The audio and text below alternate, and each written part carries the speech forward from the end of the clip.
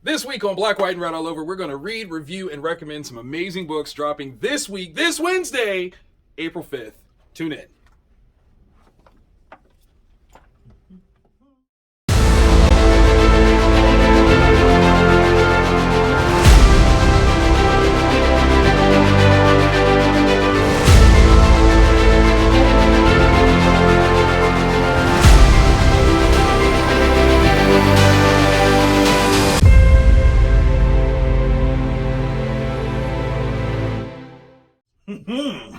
Alrighty, here we are. New Black, White, and Red All Over.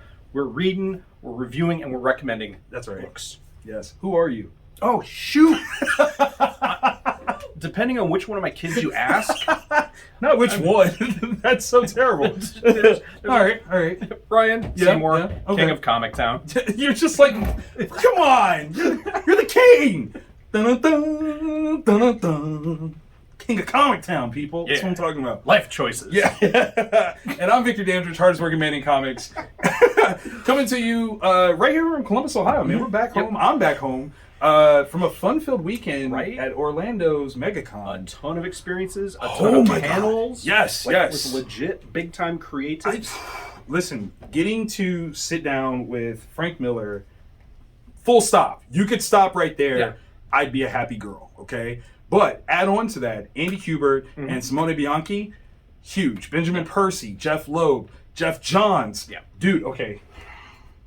I got to tell Jeff Johns this crazy idea that I had a bajillion years ago. Yeah. If I were editor-in-chief of Star Wars, this is during like the height of the Green Lantern Rebirth, all that stuff. Yeah. I said I would have given you the Jedi to write with the insistence that you change the whole narrative of the lightsabers, that they actually react to you emotionally, and that will determine the color change.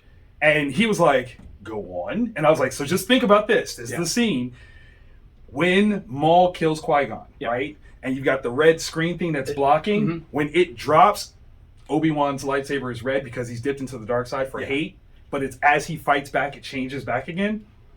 Jeff was like, damn, that's a good idea. And I was like, oh, Jeff Johns said I had a good idea. You can't tell me anything now. Yeah. Just saying. It's over. Just saying. So yeah, great weekend. What'd you do this weekend?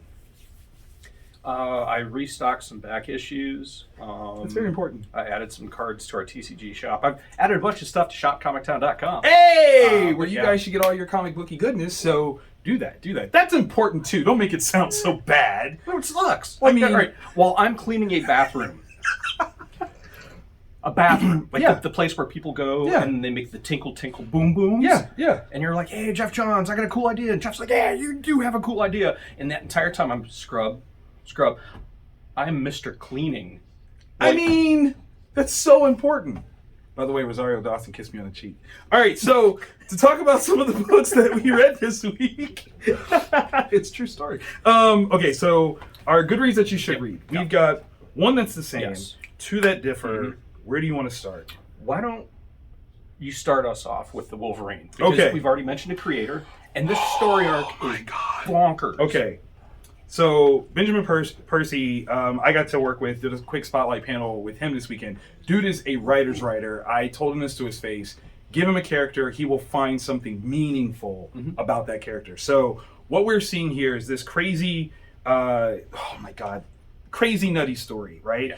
Brought to life brilliantly by, wait, I gotta make sure I say Jose's full name correctly because I never ever do.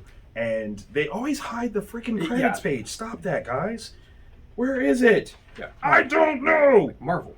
Right. Let us know who these creators are. Come on, man. Thank you. Okay, so Juan Jose Rip. There we go. Frank DeMarta is the colorist, and VC's Corey Petit is the letter. Okay. We're seeing Beast pull his beastie goodness with these crazy clones of his, and things are set in motion where he is almost kind of, this is kind of crazy. He's the main character of this issue. Yeah. And getting to kind of see where his machinations are going to unravel, because I mean, he can only account for so much. Yeah. And as brilliant as he is, as devious as he is in this one, you can see where things are starting to happen, and you're like, this is going to get crazy and fast. And oh my God, if you're not following this, you're missing out. You are. are. Really are. Follow, get on the journey that Ben is taking you on. It looks amazing. It reads amazing. And for the money, like, you're getting a lot of story for only $4. Oh my God. Yeah.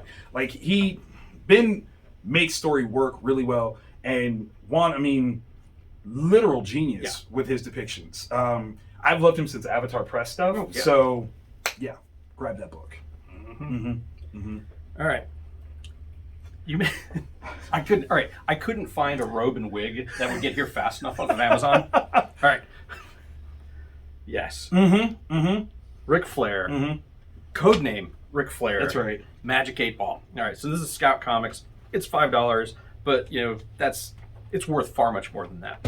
All right. So we got James Hike is the writer. Artist is Rafael Lorero. Think about this. Take a story that's kind of got like a code name, like an in like Flint vibe to it. Okay. So James Bondian, but it is self-aware of the fact that it's humorous. Your secret agent is Ric Flair, a $6 million man style cybernetic Ric Flair. Who uses the cover of being one of the greatest, if not the greatest wrestler of all time. Yes, I'm 47. I can say that. Yeah, you can. Traveling the world, doing stuff for the government, Wheeling and dealing. They finally shaking and baking. I was. Right, so as we're going through it, I'm like, if you don't drop that, come on. But they do. Like, so you start getting a few of the Ric Flairiest of the stuff. Love it. There's a woo in there. So I don't know how loud I can do that with that, but yeah. Jet flying, limousine riding, kiss stealing, wheeling, dealing, son of a gun. Yeah, so that's kind of amazing. Yeah, so if you just want to see Ric Flair doing Ric Flair's like spy stuff, pick this up. I need that to have an audiobook narrated by Ric Flair. Right? If that doesn't exist, somebody, come on, Scout. Y'all got the rights. Come on. They gave him a bionic liver so he can so he can drink as he wants to? Yes! And it factors into the story. It's an important plot point. Solid. That's genius. Kicked me in the mouth with them gator shoes. Rolex wearing. That's so good. Okay, I'm gonna try to follow that up. I'm gonna try. It's a desperate attempt, but I'm gonna try to follow that up with Worlds Collide Icon versus Hardware #2. Okay, now this one, I've been so open about my concerns with Milestone and its place in comic book history, especially as a Black creator. This, though, brought to you by Reginald Hudlin, Leon Chills, Dennis Cowan, Yasmin Flores Montanas, and John Floyd and Chris Sotomayor. Sotomayor? Maybe that's how you say that. Okay, so one of the biggest things that I think anyone that has ever been critical of Milestone has ever been like really pushing on is the fact that its tie into DC has been peripheral at best, and then their attempt at hitting hard punching sort of contextual stories is going to be limited because they don't necessarily have the gravitas or the range to do this. Can you think of any sort of historic event that would change the course of, at the very least, American history that involves any sort of characters within the Milestone universe? If you can, what would happen if you changed it? We're gonna get into some context here, and this is a build up to a much bigger issue. Like, you have this framework of Icon versus Hardware, and it works like in a Batman v Superman sort of way. It works, but then when you let me just show you. Okay, so if you have the opportunity where you can change time, and you go back to that time, considering the relevance to that character, that could be a thing. Yeah, and especially when in the involvement therein, you find out that you are dealing with that guy. No. So also makes sense. Right. That's what I'm like. This has shocked me in the scope and execution of that scope. I'm here for it. You should be here for it. Highly recommend. Yeah. Because that I was like, right? Oh, when you're talking about that timeline, come on. It's easy. Very few could. All right. I'm so mad at this. Right. So there were a couple books I was trying to figure out. This week was amazing. Tons of crazy books, and trying to make decisions on what to read, what not, what. Well, read everything, but what to put on there and what not on. This was the one where it was like that or Samurai Doggy. And just, we've been doing this one nonstop, so I wanted to stick with that train. How I became a shoplifter, number 3 from Sumerian Comics.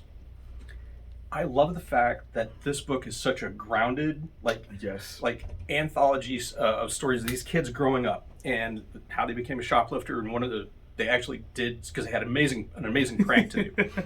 And this one's kind of with them closer to adulthood. Okay. And experimenting with pharmaceuticals or botanicals. Yes. That potentially expand horizons. Opens your mind to alternate realities. Okay. And it's just hysterical as always. Like the two dudes getting high, smoking. You're there. Yeah. Jeez, I can't believe I missed that. Yeah. It's just one. It's kid. God, that's amazing. Yeah. So this one, the kids are at a therapist. Therapy helped them work through this stuff because you build up stuff. That's maturity. I like that. And then you find out why. It is such a cool story, what they're seeing, and what this dream that's going to shape their reality in the future. And you find out why they had this dream. Hysterical. You've got that. That's brilliant. Yeah, just amazing. And then another dream story. Wow. Yeah, so this is just like their... Okay, all right. And it's real world stuff. It's hysterical. Mistakes were made. I can't believe I missed it. It's good stuff. So many good books. I totally didn't even see that one until we were looking at the shelf. And I'm like, no, that came out. Why? Okay, well. The last of our good reads and should read, we have the same, which is great. Avengers War Across Time, issue 4. Paul Levitz, Alan Davis, Rochelle Rosenberg. Love you, Rochelle. Okay, so this old school comic booky goodness, and there is no better way to describe it than that. That's 100%.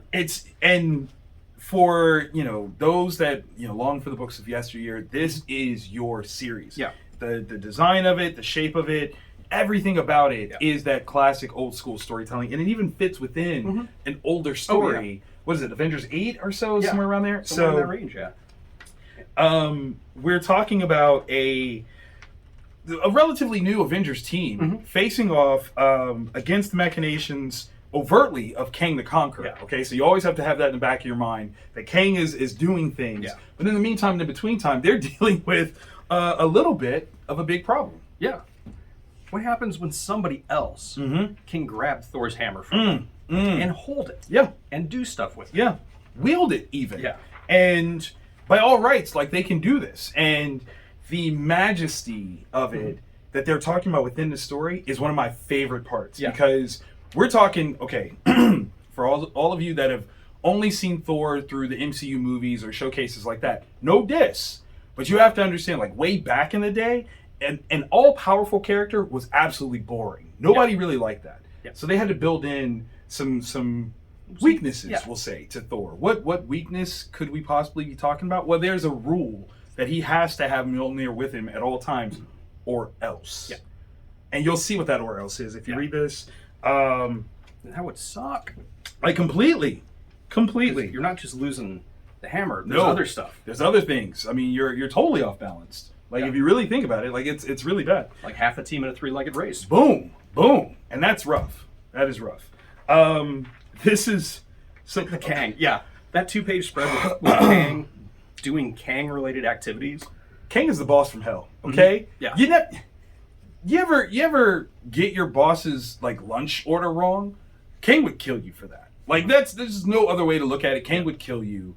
Kang would just kill you. Pretty much, yeah. Yeah. So that's what I'm getting from this, and I'm so worried about where this is going to go. Oh, yeah. Especially at the end, because, I mean, there's no way they're going to be able to handle all of that. It's going to be tough, but, like, the creators that are on board, Paul Levitz, Alan Davis. If there's anybody that can write them out of this, it's them. It's them. Such great storytelling. Oh, yeah. Absolutely brilliant. I freaking love it. These are the guys that inspired me to make comics. I do make comics, by the way. I have a Kickstarter going on right now. You should check it out. Click the link. Yeah. Okay, so we're going to take a quick break. Yes. And when we come back, we're going to talk about the must-reads. The things that if you don't go home with these books, did you even go to the comic shop this week? Yeah. I don't know. We'll talk about it. Ladies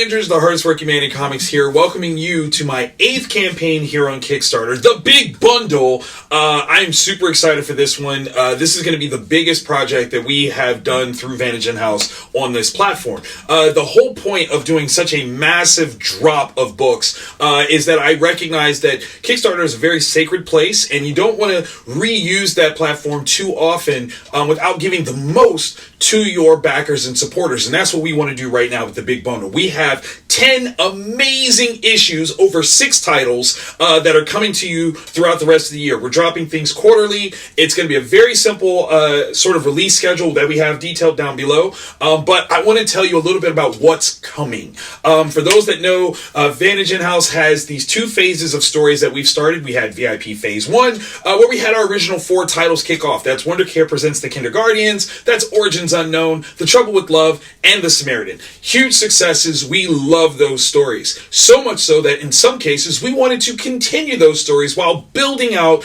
the rest of the shared multiverse of the Vantage InHouse books. So we started off VIP Phase 2 with the VIP Phase 2 and 1 Kickstarter that we did in 2021. And that brought to life Never Too Late, which is a sequel to The Trouble with Love, as well as Point of Authority Family Ties, which is a sequel to one of the Origins Unknown series pieces, Point of Authority.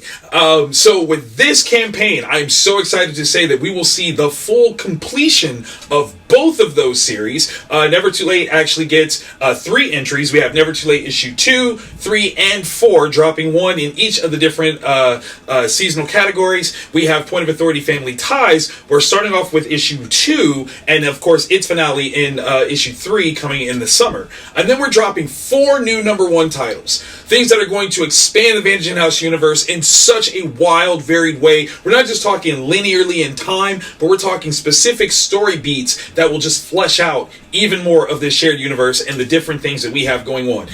And the part that I'm most excited for, the thing that is just really just getting me quaking in my boots here, is that this is all leading up to the road to No Win. What is No Win? Well, No Win is a project that I've been thinking about, dreaming about, building for years. And it's going to basically pit 2 of our pivotal characters against one another. We're going to have Apex Prime and Smith clash, and this is going to be the road that gets us there. So obviously we want you guys as excited as possible about these wonderful, amazing books that we've got coming up, because we're taking you to some big places, and we can't wait for you to read it all, love it all, and enjoy it, because we know that you will. I'm going to stop talking. You guys scroll through, check out all the cool things, and thank you so very much for checking out this campaign. Thank you so much for supporting all things Vantage InHouse, and of course, for supporting me, the hardest working man in comics, Victor Dandridge. I will see you guys next time. Bye!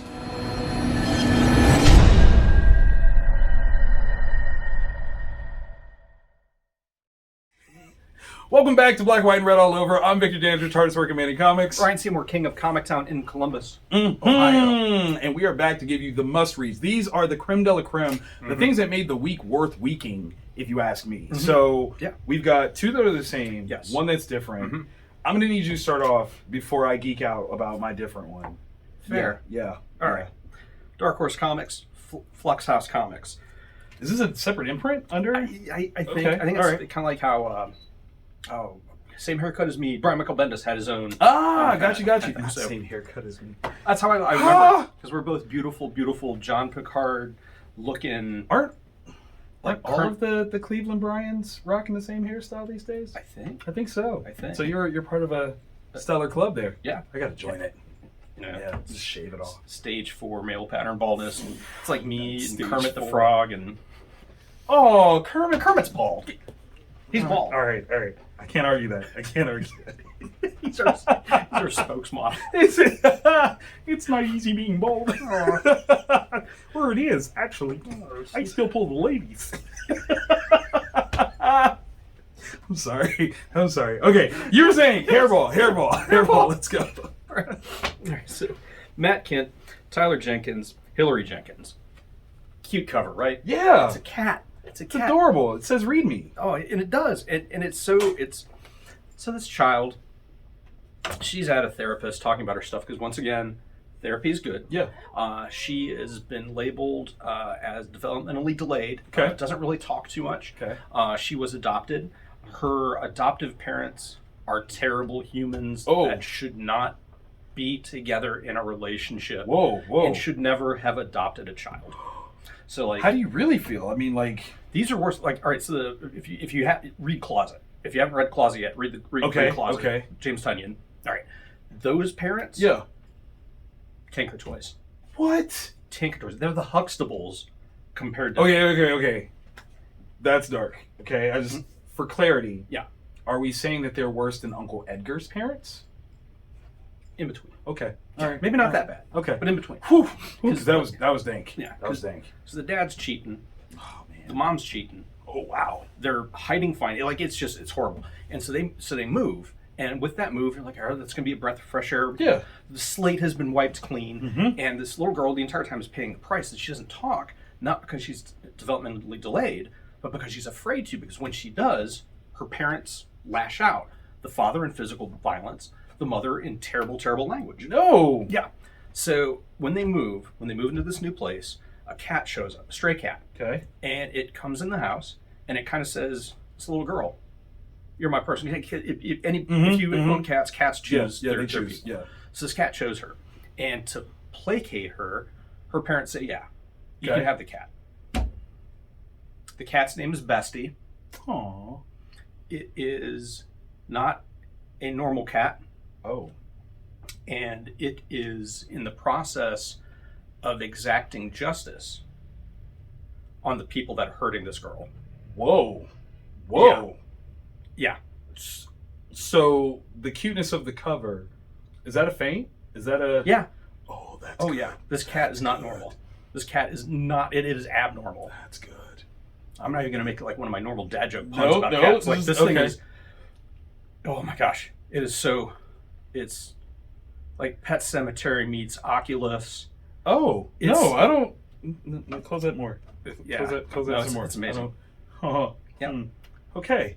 On that note of joy and sunshine, I'm gonna do Adventures of Superman John Kent, written by Tom Taylor, art by Clay Henry, and colors by Jody Belair.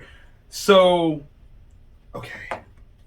Yeah, this is one that I messed up and I didn't grab to read Here's right the away. thing. Here's the thing.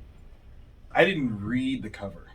If I just read the cover, I might not have had the reaction that I did. But I didn't read the cover. I just picked up the book. Okay? Yeah. You have certain things. You go Superman. You go Tom Taylor. You go John Kent. You go Clay Henry. Yeah, I'm gonna read it. Yeah. So I'm reading this. And in the previous issue, first issue, John has been recruited by Valzad, Superman from Earth 2, to go battle Ultraman, right? And if you've been following John's story, you know, he and Ultraman, it's not a good, it's not good. It's not a good relationship, not at all. Ultraman hurt him, traumatized him. I really would be curious if Clark, like John's dad, ran into Ultraman, what that conversation would be like. Oh, that'd be an interesting one. Yeah. However, so they need to go on a multiversal journey to confront Ultraman, and they do, and it's going to be a thing, and you're like, yes, this is going to be a huge story. I squealed. Okay. You really did. I squealed. You really did. I have no shame about it. I squealed, okay? Tom Taylor, I'm a grown-ass man, okay? I'm a strong, proud black man. You made me squeal, okay? I hope you're proud of yourself. I hope you are. Literally, what I really hope that you're proud of, though, is the way that you gave yourself subtle shout-outs through your multiversal showcases. You shouted out other books, and only cool kids who are reading those other books will know that that's what you did, and I'm mad proud of you for that one. Good job, but don't make me squeal like that no more, okay? I have pride. Does that mean each of those universes I are think actual? so! Yes! Like, that's the... Sorry, I almost did it again. That's the part that's so cool. It is like the Tom Taylor verse within DC, and I'm here for it. I'm here for all of it. I want some more. Jeez. Gimme. Animate that. They really should. This is such a great book. Next up, we have The Nasty from Vault Comics, their Nightfall line. So John Lees, who you perfectly recall. Wrote Hotel Volume 1 and 2, Yes. which is an amazing anthology horror comic about a hotel that you can only check into when it wants you to, and you very seldom leave. Very seldom. Art by George Cambadeas. I'm never going to say your last name right, George, until I hear it. I apologize. But big shout out to George and my buddy Jason Inman, who recently actually had a successful Kickstarter campaign for my super best friend, which is amazing. Also on art is Adam Cahoon and letters by Jim Campbell. Okay, so there's been a lot of slasher style comics that have come out. Yeah. Maniac New York. What's the one where Monsters Lie? Thank you. Also this week. Yeah, that did drop this week too. So many books this week. So much. So, you're almost like, well, I don't know. Like, is this going to be another thing? Hard to tell. Yeah. But Vault. I believe in Vault. Love Vault. Yeah. So I was like, let's try this. And it's a pretty dope first issue cover. Like, I really was like, what is this? So, it's fun. It is so mad fun. And it's rooted in so many wonderful things. Imaginary friends, slashers, movie clubs, and fandom, right? And when you put that together, you're like, oh, that's going to be, that's a fun little tale. It is. Because there's this kid, he's probably very low on the pecking order. Very much so. But he loves horror movies. Yes. Like your always has. 1970s, 1980s, like slasher, over the top, grade B, grindhouse type stuff. And he's able to find his group, his people. His tribe. Yeah, 1,000,000%. Yeah. And form a little club. Yeah. And, okay, so I was reading this and I was like, this is what I've done wrong in my life. I didn't have a comic book club where we would go to the comic shop together. Yeah. We should do that. Yeah. Would you guys like to join my comic book club? And, like, maybe every Wednesday we can go to the shop, New Comic Book Day. Like, we could do that together. Like, we'll meet up and then we'll go get lunch. I don't know, it'd be a thing. Right. Okay, so, anyway, so he's got this group of friends, and they made a video store. Yeah. How brilliant. Yeah, and then they hang out and watch. Right. Like, all of these movies that they probably shouldn't be watching at the age Not at all. But I watched. Absolutely. Because they very seldom have, the true name, but you're like, okay, I know what that is. I know, yeah. That's a reference to a reference, and I get that reference. And in this world of mom and pop shops being overtaken by chain stores, which again, like when you're talking about like movie plot points, like this has all of them, right? You've got the coming of age, you've got the girl next door that I kind of secretly love, but I haven't told her yet. Like all of that is in here. And then the mystery sort of supernatural stuff starts to jump off. Yeah. And when it does, you go, this is going to be awesome. Yeah. Because at first, with an imaginary friend, it's kind of fun. And then when the introduction of the supernatural engine that will drive things forward doesn't feel scary. No, not at all. Gives you that vibe, and then it works really, really well. You're just kind of like, oh, this is going to be a fun sort of, and then you're like, where is this going to go? Yeah. I don't know where this is going to go, and that's what makes it exciting. That's what makes this a story that I want to continue reading, because it's just outright amazing. In concept and execution. That is such a cool piece. Is it going to be a force for good? Is it going to be controllable? Is it going to be instigated by his own take on things? Where like, you know what? Now I've got the means. Right. No more. Right. No more. I don't know. Yeah. That's the best part. I really enjoyed that one. So big shout out to this one. I will be back for issue 2. And it all takes place in Scotland, which makes it even better. Yeah. Even better. So it makes me wonder, was there a shop like that? Ooh. That got pushed out. You know who we should ask? I know exactly who we should ask. To Scottish people. Not dear Scottish people. Dear Scots, if you don't mind telling us, because we're really curious. Mark, we want to know, video stores, how are they back home? Let us know. Okay. Mark Miller, Juan Ramirez, Nightclub, issue 4. When it hits the fan, it sprays everybody. Okay, we thought things were bad last. They were pretty bad. Like they were pretty bad. It was bad. Kids realized that when you're trying to be a superhero, the rules of being a vampire supersede your goals as being heroes. Yeah. So you find out like there's a drug house or there's somebody inside. Let's go get them. You can't do that. Yeah. There's a rule about that. There are specific rules about that. You have to be invited. If you're not invited, stuff can happen. Yeah. Should have paid way better attention in vampire science. Absolutely. So we're finding the immediate fallout of the interaction of them attempting to do their superheroes on such a scale. and they're going all in. Like these are big time, like legit big time superhero stuff. Yeah. Like saving a baby from a collapsing building. Come on. Like that's the superhero move right there. Like, you know, all this destruction around him. He's like, but I saved the baby, and everybody's like, yes! How did you survive? Don't worry about that. Like, and again, when it comes to the context of them being vampires and dealing with the real world, well, that becomes tricky because say you're like, oh my God, this is crazy, and I pass out. You don't have a pulse, sir. Yeah, you're dead. You are dead. As far as medical science says, you are dead. You're dead, and you're just some dude in a luchador mask who died. Now, what I love is just some of the quick thinking of some of the castmates. That was actually really smart. That was genius move. Smart. You're like, yo, oh no, we because of this. Yeah, no, please don't. Thank you. You talk about levels of survival. I felt bad. Yeah, I felt so bad. The poor dude, because you're also going to run into this, like we said, you don't have a pulse, you're not breathing, you're just some dude in a luchador mask.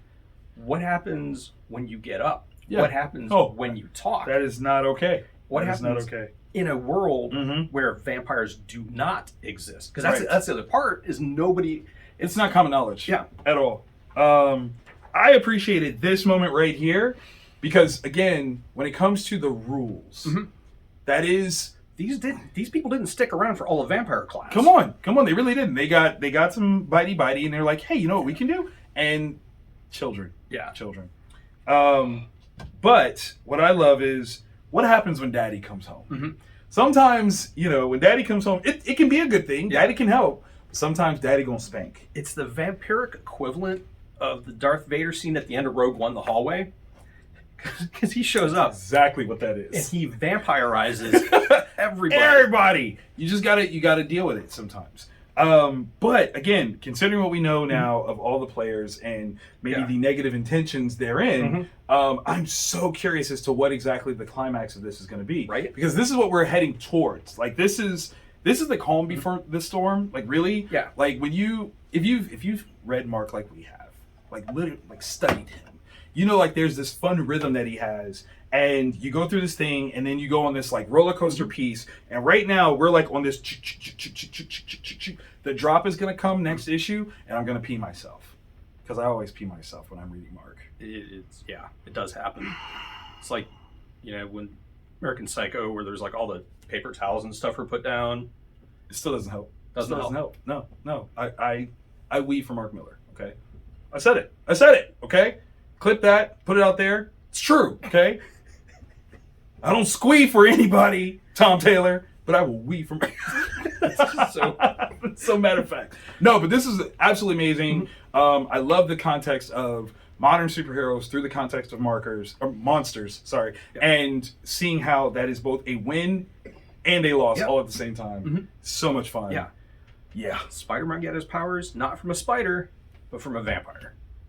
Go, because you like, oh yeah, that could be awesome, but it could also be bad. Yeah, and it's when it's bad is when it's good. So yes, we read, we reviewed, we recommended, and we did I enjoyed all of this.